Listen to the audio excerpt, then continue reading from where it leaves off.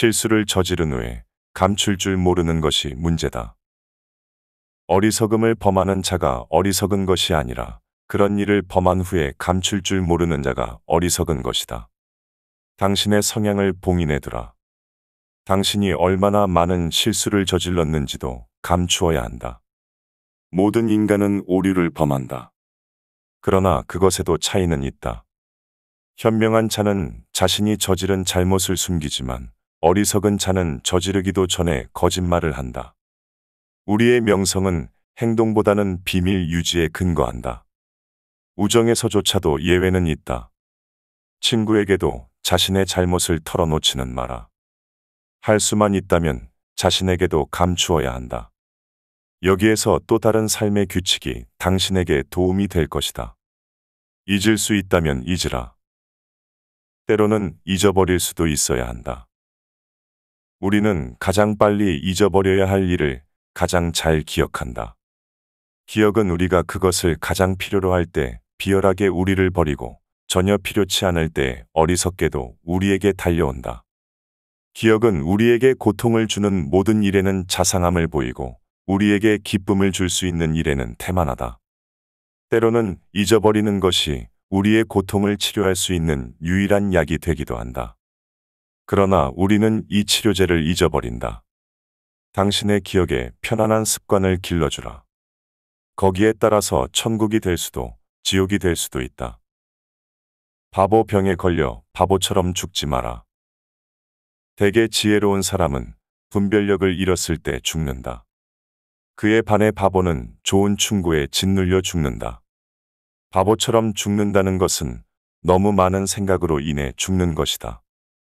어떤 사람들은 생각하고 느끼기 때문에 죽고 어떤 사람들은 생각하지 않고 느끼지 않기에 산다.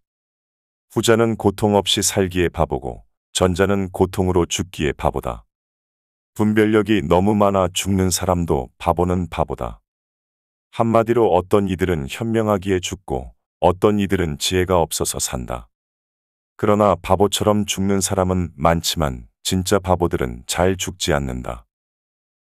슬쩍 눈 감아줄 줄도 알아야 복잡한 일에 휘말리지 않는다. 현명한 사람들은 슬쩍 눈 감아줄 줄도 알기에 복잡한 일에 좀처럼 말려들지 않는다. 점잖게 슬쩍 등을 돌림으로써 그들은 복잡한 미로에서 벗어난다. 현명한 사람들은 가장 힘든 전투의 한가운데에서 노련하게 미소 지으며 빠져나온다. 최고 사령관은 거기에 가장 큰 가치를 둔다.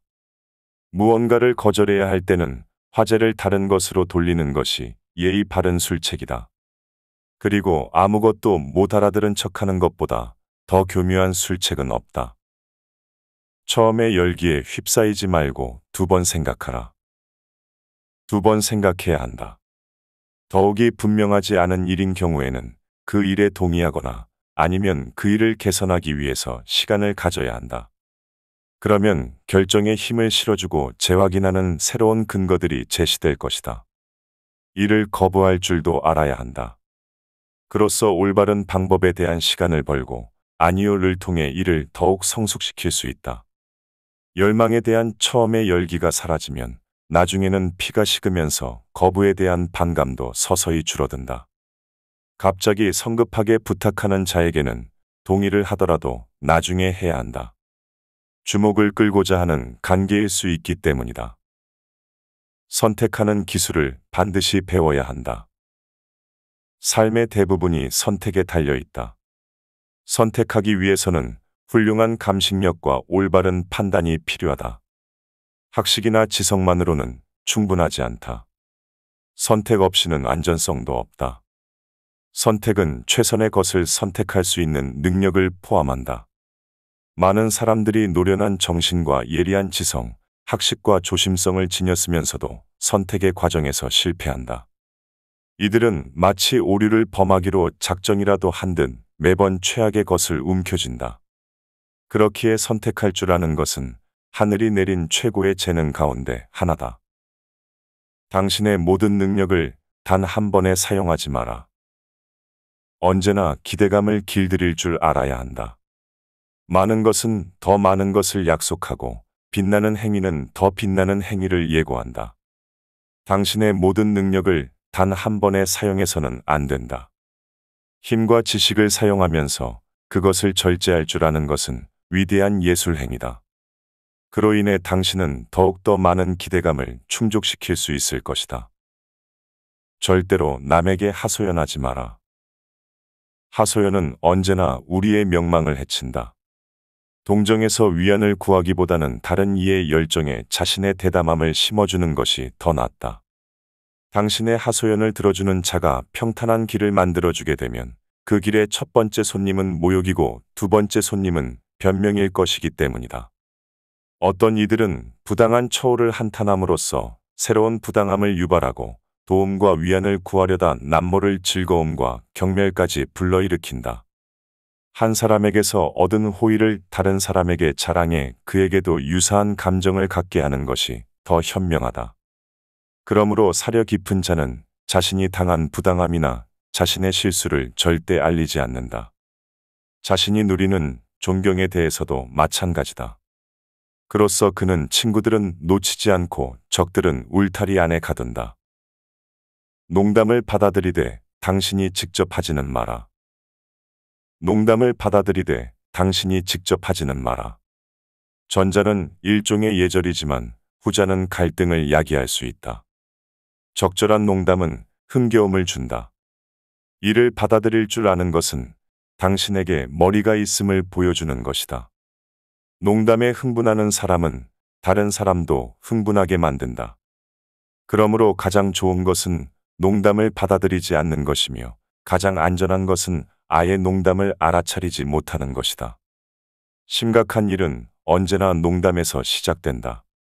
농담을 하기에 앞서 상대방이 어떤 기분이며 농담을 받아들일 수 있는지를 먼저 파악해야 한다. 적과 부딪히기만 하지 말고 적마저도 이용하라. 모든 것은 직접 다루어 보고 이해해야 한다. 그러나 칼날은 만지지 마라. 다칠 것이다. 대신에 칼집을 잡아라. 보호해 줄 것이다. 그런데 대부분의 사람들은 상대편을 부추긴다. 지혜로운 자는 어리석은 자가 친구에게서 받는 도움보다 더 많은 도움을 적을 이용해 받을 줄 안다. 지혜로운 자는 남의 원망에서 귀감을 배운다. 이는 호의보다 더 충실하다. 그를 통해 누가 자신의 잘못을 험담하지 못하게 예방하거나 이를 개선한다. 적수와의 경쟁과 악의가 늘 이웃처럼 곁에 있다면 조심성이 매우 중요하기 때문이다. 때론 친구를 이용할 줄도 알아야 한다. 친구를 이용하는 것, 여기에도 지혜의 기술이 있다. 어떤 이들은 멀리 있을 때 좋고 어떤 이들은 가까이에 있을 때 좋다. 또한 어떤 이들은 이야기를 나누기보다는 편지를 주고받기에 적합한데 이는 멀리 있으면 가까이에 있을 때는 참을 수 없었던 결함들이 보이지 않기 때문이다. 친구와는 함께 즐거움만을 나눌 것이 아니라 그를 이용할 줄도 알아야 한다. 친구라면 세 가지 속성을 지니고 있어야 한다. 어떤 이들은 어떤 이들은 핵심이라고 부르는 이것은 바로 우애, 자비, 진실이다. 실제하는 것은 하나요. 참되고 선하다. 스콜라 철학에서 나온 말이다. 친구는 그 무엇보다도 중요한 것이기 때문이다. 좋은 친구가 되기에 적합한 사람은 많지 않다. 선택할 줄 모르는 사람에게는 그 수가 더욱 적다. 친구를 잃지 않는 것은 친구를 사귀는 것보다 더 중요하다.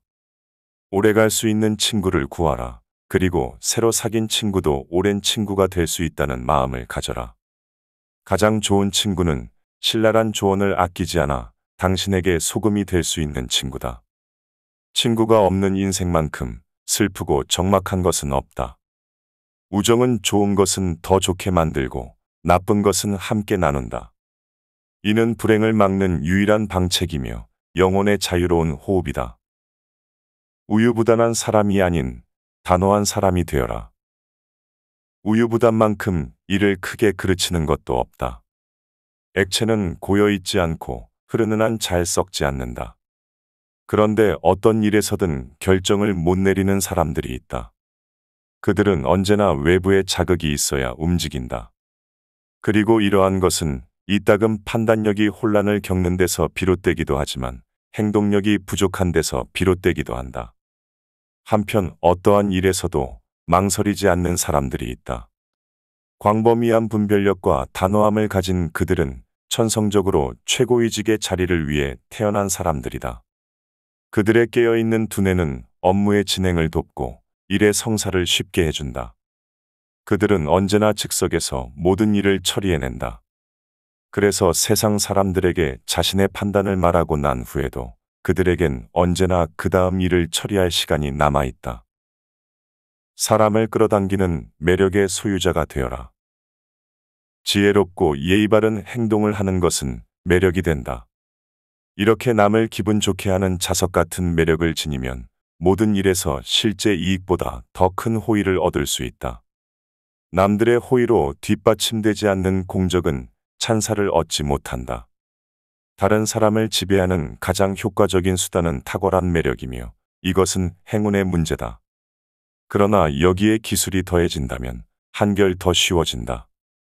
탁월한 자연 정원도 인공의 노력이 더해진다면 보다 뿌리를 내리기 쉬워지기 때문이다. 인공의 노력으로 타인의 마음을 얻고 점차 일반인들의 호의를 소유하라.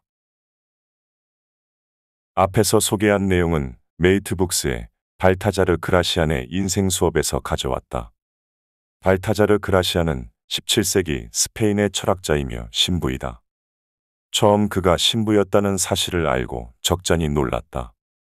왜냐하면 그의 책은 성직자가 썼다고 하기에는 철저하게 현실적이어서 냉혹하게 느껴지기까지 하기 때문이다.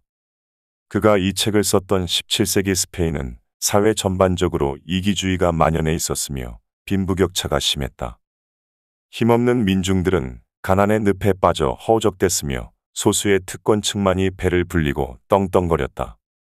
이런 시대상에 괴로워하던 발타자르 그라시아는 민중들에게 삶에 대한 현실적인 조언을 해주고자 이 책을 집필했다. 그렇기에 이 책은 지독히 냉정하고 현실적인 글로만 가득한 것이다. 그의 책은 400년이 지난 지금까지도 고전으로 일컬어지며 인생에서 꼭 봐야 하는 책으로 평가받고 있다. 그의 철학은 다른 철학자들에게도 큰 영향을 끼쳤는데 특히 독일의 대철학자인 쇼펜하우어는 이 책을 직접 독일어로 번역했을 정도로 이 책을 사랑했다고 한다. 무려 400년 전에 쓰인 책이 수많은 철학자들의 극찬을 받고 지금까지도 우리에게 깊은 울림을 주는 이유는 무엇일까? 그것은 아마 오랜 시간이 흘렀음에도 여전히 현실은 17세기 스페인과 크게 다르지 않기 때문이라서가 아닐까 싶다. 현명하게 세상을 살아가는 지혜를 원한다면 이 책을 한번 읽어보기를 권한다. 그대의 가장 좋은 친구는 바로 자기 자신이다. 발타자르 그라시안